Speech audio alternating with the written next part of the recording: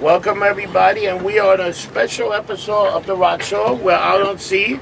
We're at Bobby and Diana Steele's boathouse. How you guys doing today? Awesome. Good. Rock and Mike, how you doing today? Doing good. I'd like to thank you both for being on. This is the ocean edition of the Rock Show. Okay, something we've been planning for a few months now with you guys coming on, so I'm glad you're here. Bobby, you know, you've been around for a long time, and don't age me now. No. Well, I just turned 50, so I could be a long time too. But what I'm saying is, you've had a long career, and you're a legend in so many ways. Yeah. But part of what I wanted to do here is kind of like show a different side, and I hope we can do that a little bit. Yeah. No, over here, this side. The good side of you. Okay, so we're going to go back a little bit. We're going to talk about some stuff maybe a lot of people don't know. You grew up in New Milford, right? Yeah. Okay, New Jersey. All right, now, what was it like maybe the first few years in that town growing up? Oh, wow. You're talking like... Now you're aging yourself. Yeah, that was, I pretty much, my brother was in school, so I was kind of on my own a lot of the time. So, just me and my mother. And so Right. she kind of like, would have friends over. So I kind of got to like run around the neighborhood pretty well. So you ran amok.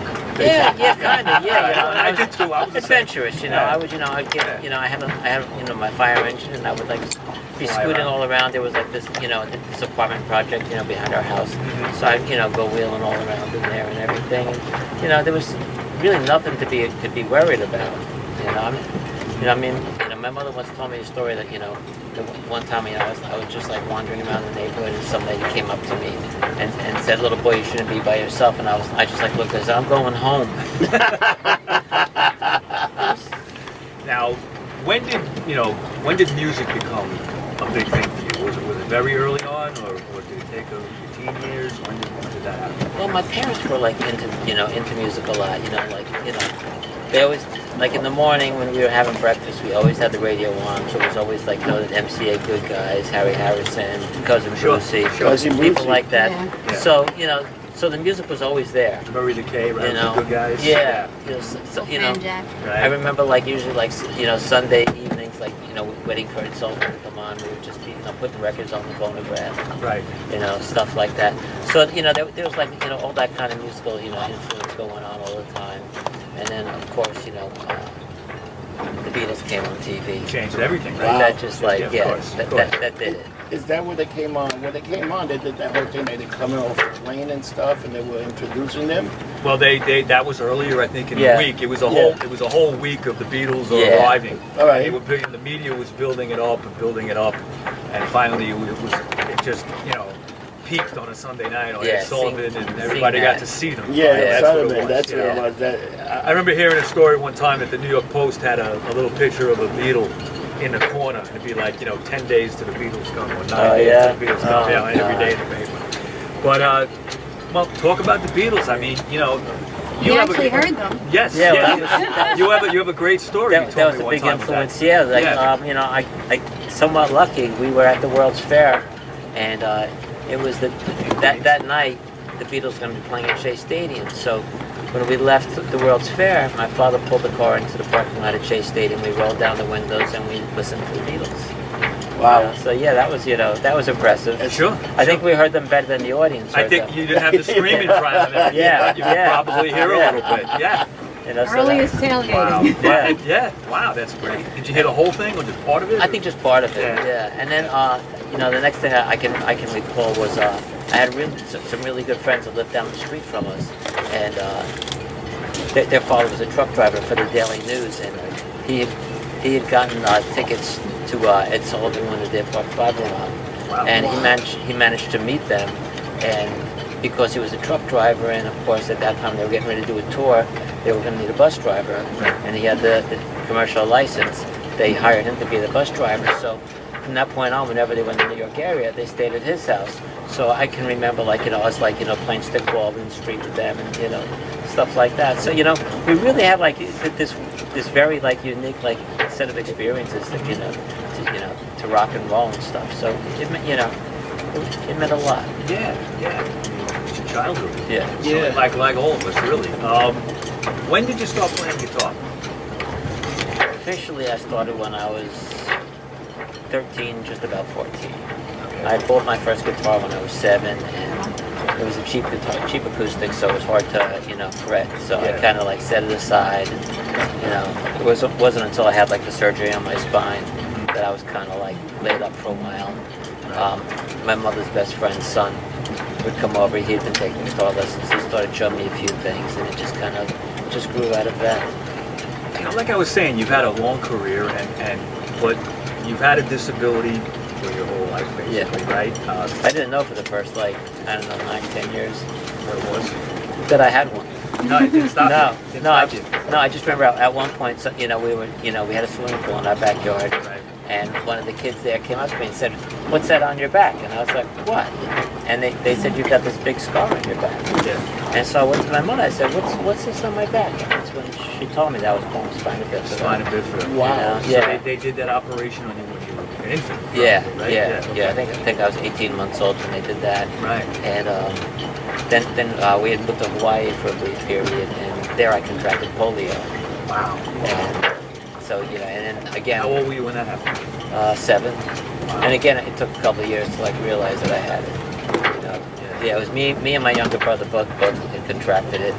I got it a little bit worse than he did. Was it from water or what would being in something? How do you get polio? I don't really know. I just got it, man. I don't even know how you I didn't get read a that book either. or anything. I just, Wow. it just happened. It had been eradicated here, but it was, there was still like a strain of it, in the Pacific that hadn't been identified yet. So for a couple of years, they were taking us all different doctors and specialists trying to figure out why me and my younger brother were limping. And this one doctor kind of came up with the whole hypothesis that it was some kind of strain of polio that would cause some partial weakness in my leg and stuff that causing my leg. Right. Wow. Now, you had to wear braces on your leg at some point, right? Not at that point, though. That was when I had the surgery in my spine, when I had the tumor in my spine removed, Right. and that left me partially paralyzed, and that's when I wore a brace. Right. But you took the name Steele Got the name Steele off from my brace. the steel braces, right? Yeah. It's it's a great example of I think taking something and turning it around and making it a positive thing. Yeah, if that had never happened, who would I be? You don't know. What would I be? Yeah, right.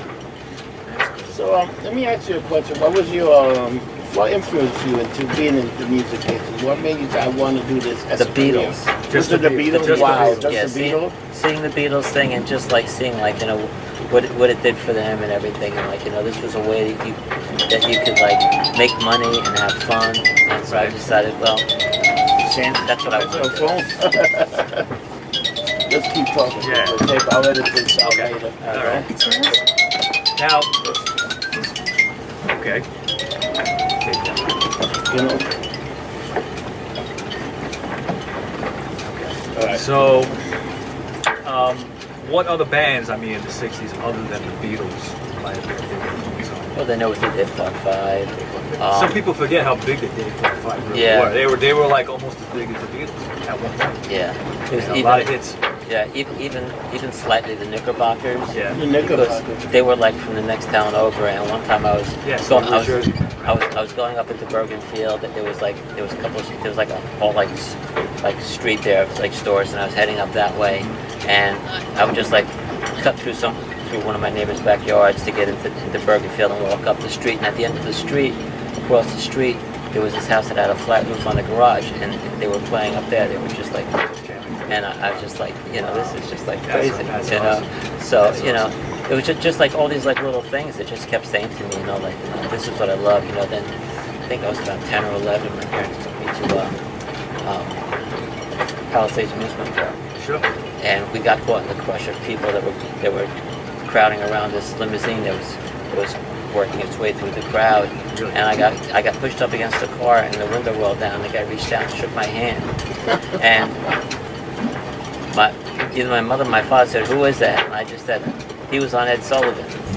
And years later, I realized he was Keith Richards. Oh my Oh, God. my So God. just all these little things, That's you know, great. that just kept like, you know, happening in my life and stuff. So it It just was like really, a sign. yeah, which is something that was always, you know, Yeah. it was in my blood, you know, it was something, you know, I Oh, yeah. really, you know, always dreamed of. And stuff. Yeah. Now, one thing you've had through your whole career is this horrified thing, okay? And I love it. I mean, if I could just tell a little story quick. all Okay. right? When I was about 12 years old, I'm trying to date 12 years old,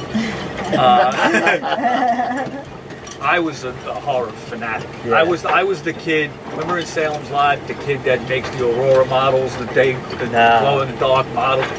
I was that kid. Oh, yeah. Okay, I made Planet of the Apes models. Oh, wow. All I watched was horror movies.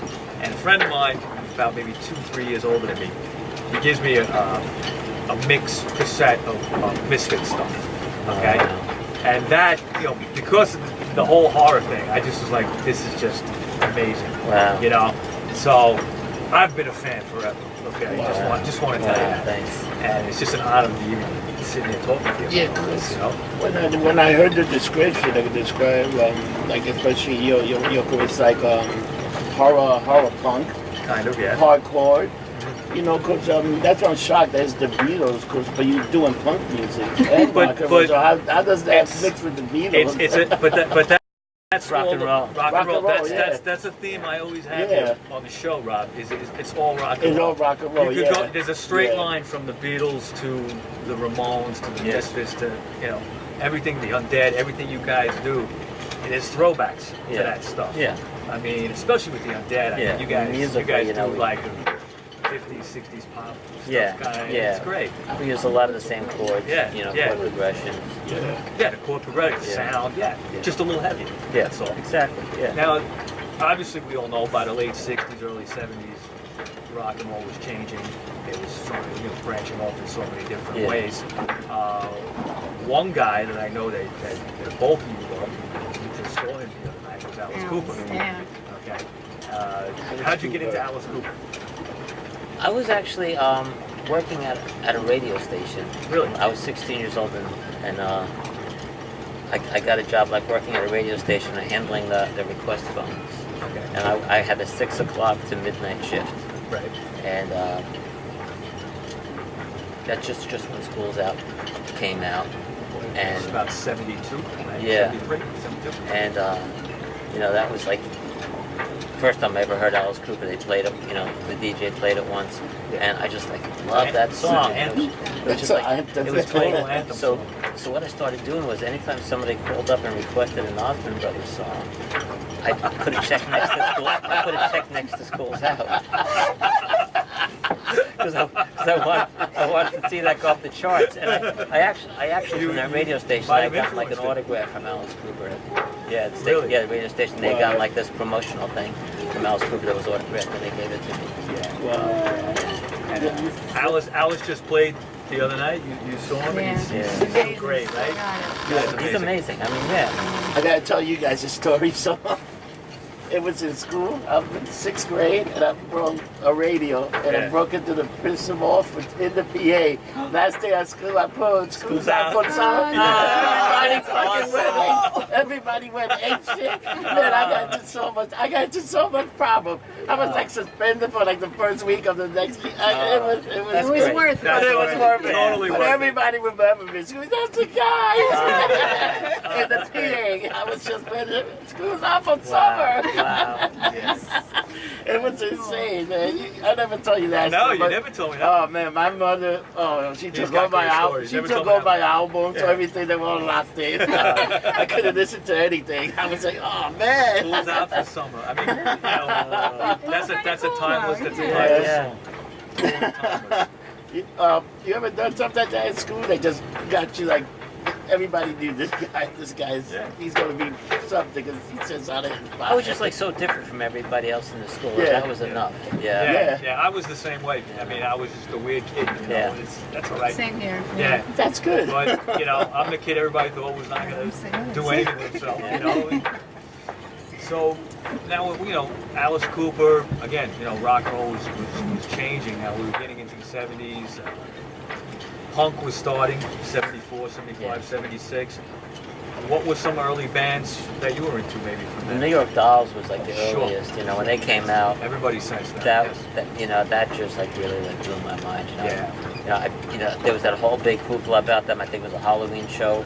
It was like all over the news and everything, and that got my attention. And then I saw them on the Midnight Special, Right. and just like seeing Johnny Thunders, the way he dressed, the way he looked, just Nobody like the looked whole like that. thing. Yeah. You know, he was just like, I mean, he was like the new version of Keith Richards. Yeah. You He know, was- he just like took that all the style, the sound, and everything, and he just took it to the next like level of rawness. Well, you know, if I can give a good analogy, Yeah. you know, Rick Rivets, Yeah. okay, who started the New York Dolls with Arthur King, he just said he looked like Keith Richards on steroids. Yeah. Okay. With, Yeah. with that hair. Yeah. Okay, and that outfit. Yeah. I mean, the guy was amazing. Yeah. Totally influential. What about things that were going on? You know, the Dolls. What about like you know, Ramones, '74?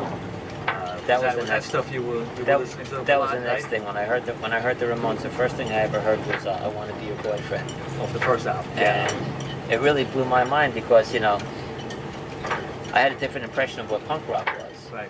and to hear "I Want to Be Your Boyfriend," which was just such a slower love song. It's a ballad. It was a ballad, Yeah, and it it's a just, you know, and when it got to the, you know, and it got me. But what really got me was like when it gets to the last chorus, and they were all going, "Ooh, I want it." I was just like, this is like the Beatles all over again. Exactly. Yeah. They it was the same Yeah. influences that you grew up Yeah. with. Okay. Yeah. So I really, you know, I was just like hooked on the Ramones from that point on. Of course. Saw of them course. quite a We few all- times. Definitely. Ramones were definitely great. Yeah. Yeah. So, you know, that was like 74, 75, 76 was when Yeah. that album came. Oh, by the way, I Want to Be Your Boyfriend was almost given to the Bay City Rollers. Really? Yeah, I don't know if you ever knew that. Yeah, No, I never They knew that. wanted to record it, and I think Johnny Ramone squashed it. Wow. Something like that. Said, nah. Wow. You know, yeah, that would have been, who knows? Yeah. You know. But so what made you decide to get into to play punk? I mean, like, you like the Ramones, and so you really wanted to go in a similar direction, Yeah. right? Okay. Now, before you were in the Misfits, Yeah. what were you doing? Were you playing in a band? I was like in, you know, mostly cover bands for Right. a while. You know, I was in one band that was that was doing really well, like, you know, playing like, you know, the high school dance circuit and everything. And we were making like, you know, $2,000 a night. Wow, So, you know, it that's was good money then. it was comfortable. And then, you know, I left that band, and I played in a couple of different, you know, punk bands before getting into the Misfits. And you know, when I you know, went to audition for the Misfits, and I heard, you know, the Bullet EP, Yeah. I was just like, you know, this has the energy, this has the rawness that I You knew it that was I the really right, wanted. So, right thing to get involved with. so yeah, you know, so I took that and went with that for, you know, a couple of years. Yeah. That's cool. Talk about the Misfits for a minute. I mean, Just 1 minute. yeah, 1 minute. 1 minute. In fact, I'll jump ahead Yeah. because everybody knows the story. Yeah. It's been told a million times, and in my opinion, you play on their best stuff. I think a lot of people share that. I mean, some of the stuff, you know, the Horror Business EP, 3 Hits from Hell, Beware. I mean, so much of that stuff is classic. Yeah, very Okay. classic. That's like. But That You- Static Age, which I Static, didn't play on. Static Age. what? Yeah, I didn't play on that one, but that. Okay, oh, Static Age was great. Yeah, I mean, you were Yeah. at the beginnings of Yeah. that, though. I mean, so you definitely had influence. Doyle replaced you. Yeah. Okay, and I think what a lot of people in the mythology of the Misfits kind of think that you and Doyle are not friends, but that's quite the opposite. Opposite. Totally the opposite. Yeah, yeah. So People for, you know, for a few decades pitted us against each other. right, But when we finally like got to sit down and you know, when that whole settlement came together in '95, right, there was the whole dispute of like the 12 Hits from Hell era stuff, you know, and so Jerry said, well, you and Doyle are gonna have to battle it out on who played on what tracks in order to, you know, split the we're both royalties. in the studio recording at the same time. That Well, no, we were at separate times, so separate times. so Okay. figured that was going to take a long time. That would delay me getting any money, I think. So I just got hold of Doyle and I said, okay, listen, let's both just like write down what songs we think we played on. Anything that we both claim, we'll just split the royalty. And Doyle said, sounds good to me too. So we did that, Sounds fair. and we had it settled in a couple of days. That was that. You know, and since then, I only heard good things. You know, like I heard that like when I got kicked out of the band, and Doyle, and they told Doyle that he was replacing me. He told them they were crazy. Really? He said, yeah, that was a bad move. He said, if nothing else, have both of us play. But Have two. yeah, We talked with but don't get rid of Bobby. You know, Doyle was the one that was like still pushing for me. Yeah. And still is. And still And is. still Still is. is, yeah. Yeah, I mean, you guys played together last year up Yeah. at the Chance. Chance. And Yeah. that was an amazing show. I was Yeah. there for that. And yeah, I mean, so that whole thing about them not getting along, people Yeah. forget it. It's not true. It's not true. Sorry, folks, he's a class act. Yeah.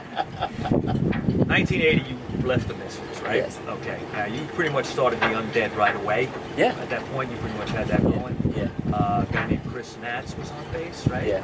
And Patrick Black, right? Yep. On drums. 82, you would release 9 Toes Later Yes, Stiff Records. on Stiff Records. Now, why is it called 9 Toes Later? Okay. I had been in a subway accident in 1980 and didn't realize, but I guess I had a small fracture on like one of my toes, and doing a lot of walking around was making that bone constantly move around and irritate from inside. I started getting like external sores on the foot, and eventually became like really badly infected, and they had to amputate the toe. And it was like right in the midst of recording the EP that became 9 Toes Later, and it actually took me a long time to get what the pun was, but it was actually Natz's suggestion. Why didn't you call the album? Why didn't you call the record 9 Toes Later? Not realizing that like it was a play on years earlier, the band 10 years after 10 years after. had yeah. put out an album called Undead. Oh! Did not know that. Yeah, Wow. I mean, it was years later. All of a sudden, it was like a light went on in my head. I said, "Oh my God!" He never said it at the time. Never told me. No, he never said it to That's me. Yeah. amazing. Yeah. That's amazing. I gotta tell you something. When I saw the van and the Undead played, and he came out, Yeah. it was like seeing Hulk Hogan to me. It was like seeing Hulk Hogan coming, kind of like, yeah! I was ready to rage. Bobby's the man. Yeah. Come on, he's the man. That's the You way. know, it looked a lot better coming out of a hearse than Yes, it does on a it did, minivan. Yeah, I missed No, that. but I wish just, you guys I had just it. saw the lights. I said, this is Yeah. awesome right here. It We was had to like keep the the. play. Yeah, it was Yeah. great. But coming out of the hurts, I would have run. Feet don't fail me now. Oh man.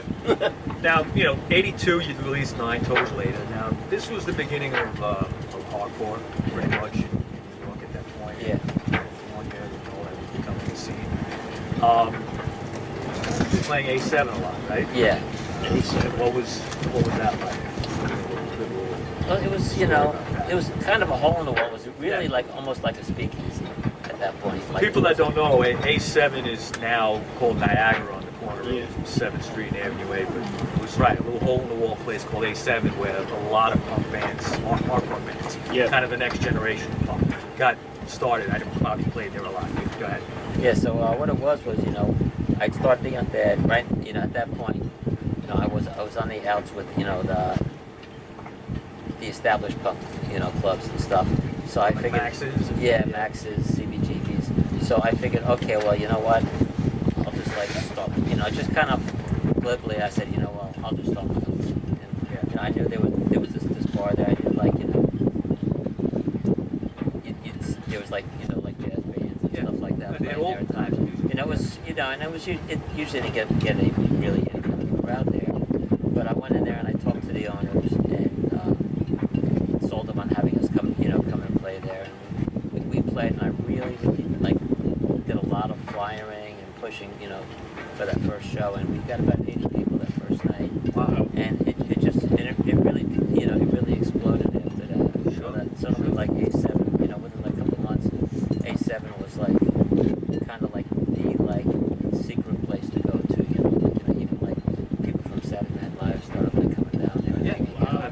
as a teenager, I got it a few times, and yeah, I mean it was becoming a hot spot. You heard about it. Yeah. You know? I was living in Queens then, and people were like, "Yeah, there's this place, A7."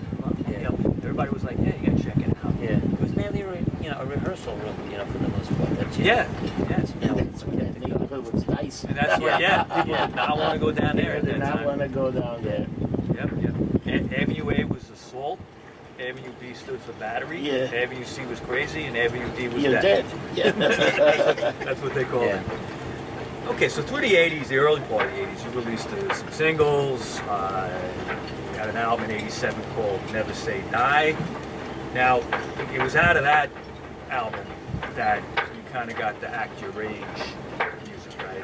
Some of that? Well, yeah, what that was kind of like this label in Germany wanted to do something with us, and so I just gave him like the first two 45s. I gave him 9 Toes Later, and I gave him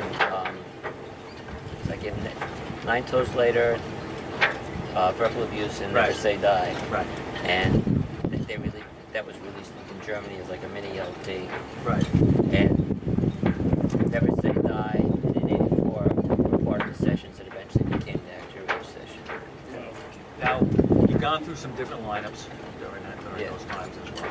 But when you recorded Act Your Age, which is now on its 30th anniversary, okay, Yeah.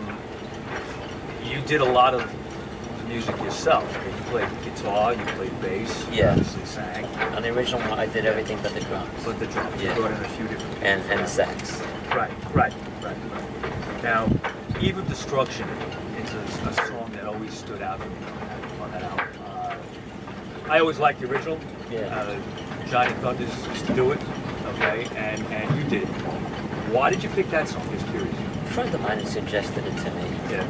Never would have occurred to me, but he had suggested it to me. So, he kind of thought I would, punk it up, But I said, no, that's a song. It's got to be kept like true to the original feel. So I wanted to keep it. I didn't want to speed it up. I think he did a very sped up version of Yeah. it. But I felt it was it's a serious song, so you don't want to make it sound like a joke.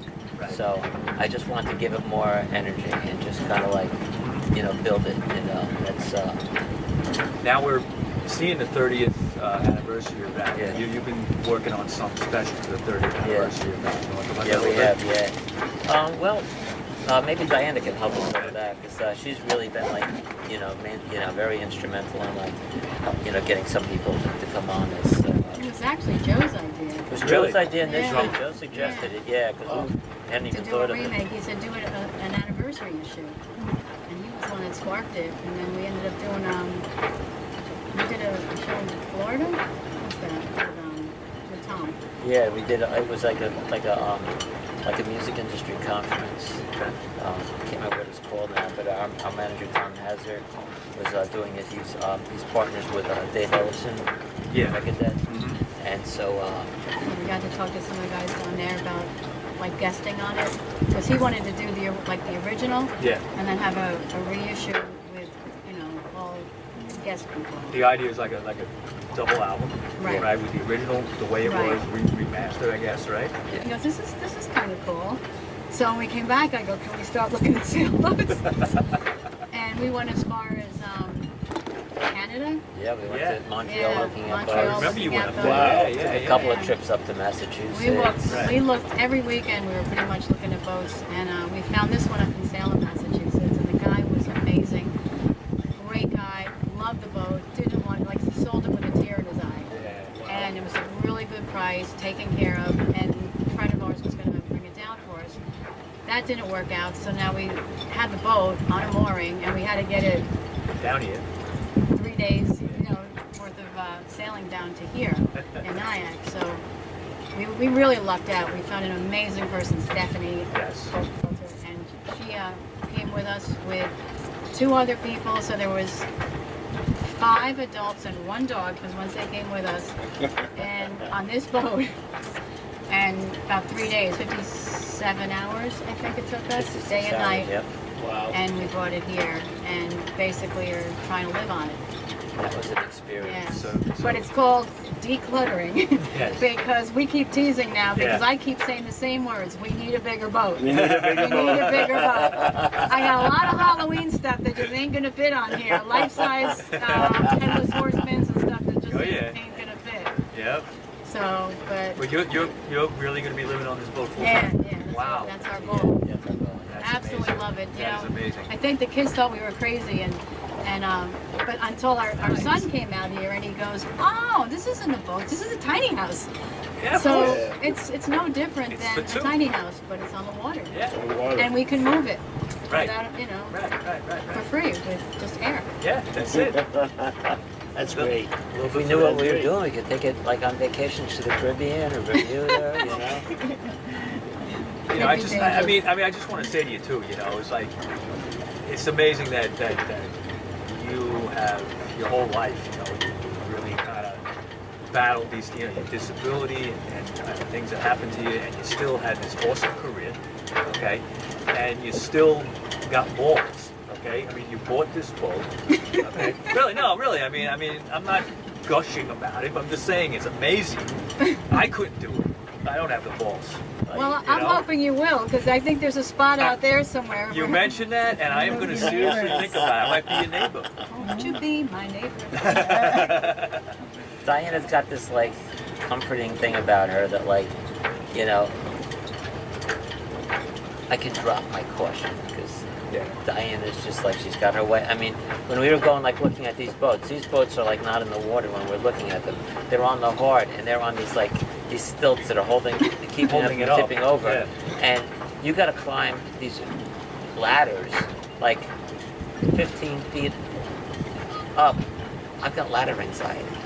Yeah, Oh, man. Sure. I'm okay going up a ladder, Coming down. but coming back down, getting onto the ladder and coming back down, I could never do that. And here we are now. We're going to look at these boats, and I'm climbing up these ladders, Yes. and I'm coming down these ladders and stuff. And finally, after doing it a few times, I told Dan, you know, I think I'm getting over my ladder anxiety. She never knew I had it. I would never even think you had it the way I mean, saw you walking all over the boat last time. Sometimes these ladders would be like not like really safely like attached to the boats, and we're going up and down these things, and you know, it was. I mean, I never would have done it if it wasn't for Diane. I never would have had the nerve. There was another boat we looked at too that was on a slip, but it was about literally, I'd say it was this wide. It was a finger, you know, that to get out to the boat. And he's walking on it, and you almost feel like you're walking on. You know those when you were a kid and there was a river and you crossed the tree trunk.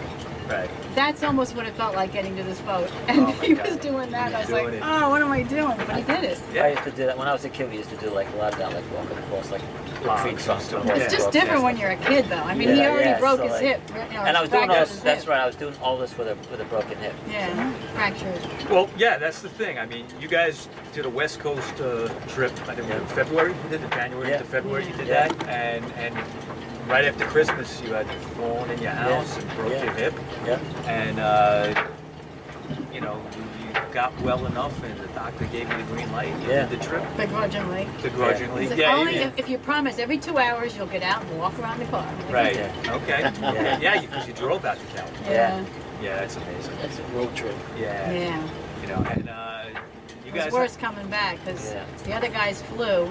We drove back, and Yes. around Texas, he I got got the really flu. sick. Yeah, you right. That You guys was caught crazy. cold. Yeah. Remember that? But we did stop and stood on. We were standing on the corner of Winslow, Arizona. Yeah. We did that little tour thing. We stopped over at Alice Cooper's The Yeah. Rock. Yeah. See, the The school he has. school, rock yeah. Yeah. Yeah, we got Yeah. to meet the kids in there and saw what he was doing Yeah. there. So it was worth it. Oh, and then we got to meet, or I got to meet, you hadn't met him already, Yeah.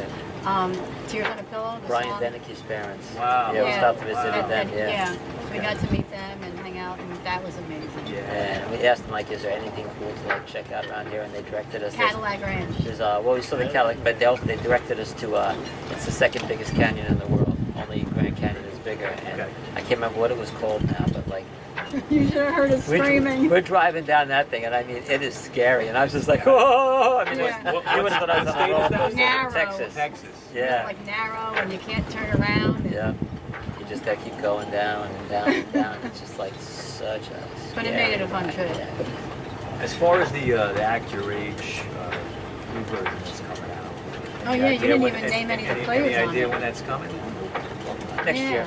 Next year, you think? Yeah. Okay. It's supposed to be this year, Yeah. but Yeah. Now, just to get back to that for Yeah. a second, Rick Rivets is on guitar for Even Destruction.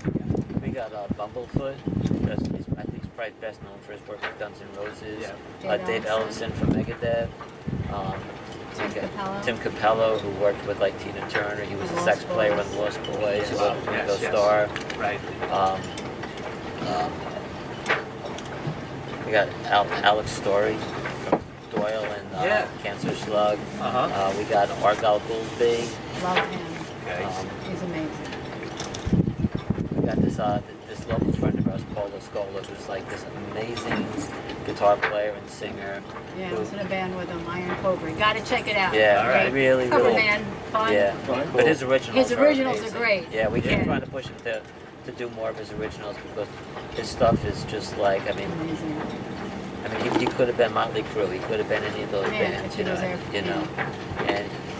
And we keep telling him that there's a big appeal for that kind of stuff. You see those hair metal bands coming out Yeah. now doing their reunion tours, but being an oldies act. Right. I said he's got that same thing, but it's all new music. So it's kind of like we really think people would be hungry for Yeah. it. And if he just got out there and took a chance with it, he would be like huge. Yeah. I think, and I talk to a lot of bands and people playing music.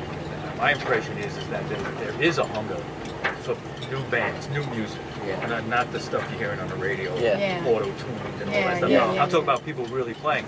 Yeah. I think the big problem is just not a lot of places to play. Exactly. Okay, Yeah. at least in Without New York selling City. tickets. Okay, Yeah. and to think of it like going back to the '70s, a scene like that could never happen again in New York City Yeah. because it's too expensive. It's too Yeah. expensive. It's too different now. Too. It's totally different. But it has to happen somewhere. It has to Yeah. come back. It's going to be like a cycle. We're going to see it again. Yeah. But so your Who else album's do you coming have? out. Yeah, Greg Hudson. Oh yeah, Greg Hudson from Oh. Bad Religion is on. Oh, there. okay, okay. They just played recently. You know too. what they play at Webster Hall? The new Webster Hall. They played not too long ago. Yeah. That was Was it Webster Hall or Gramercy? no.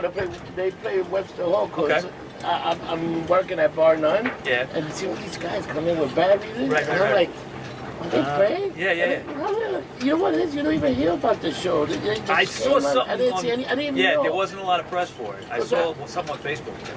I would have tried a guy like I would have Oh tried yeah, a guy. we're gonna, Mr. Jim from the Misfits is going to do some drums. Okay. And we wow. also right now Steve Garvey from the Buzzcocks is.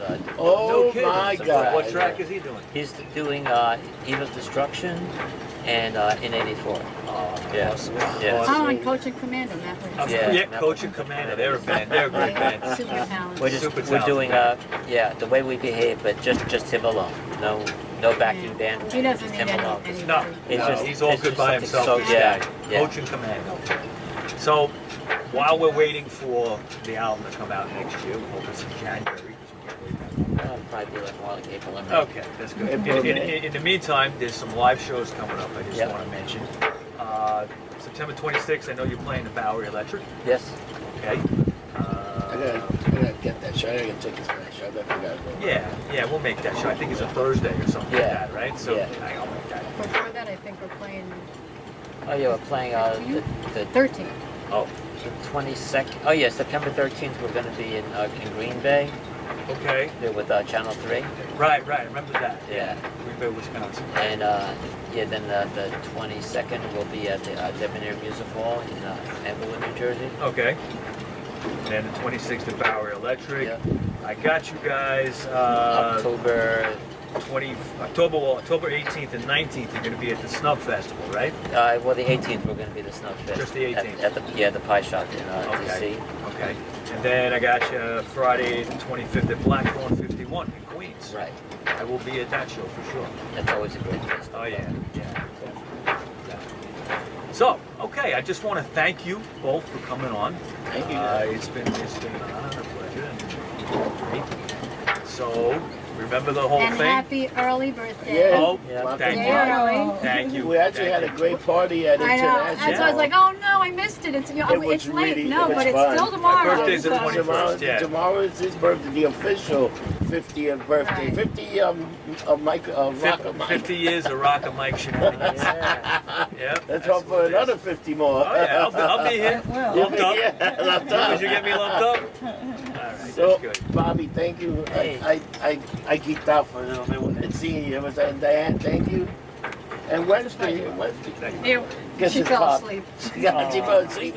I mean, she feels very relaxed I there. did. Oh, she does on the boat. She just falls asleep. All right, so people, like every other show, How we ended? don't get drunk, get Get lumped lumped up. up. Thank you and have a great day.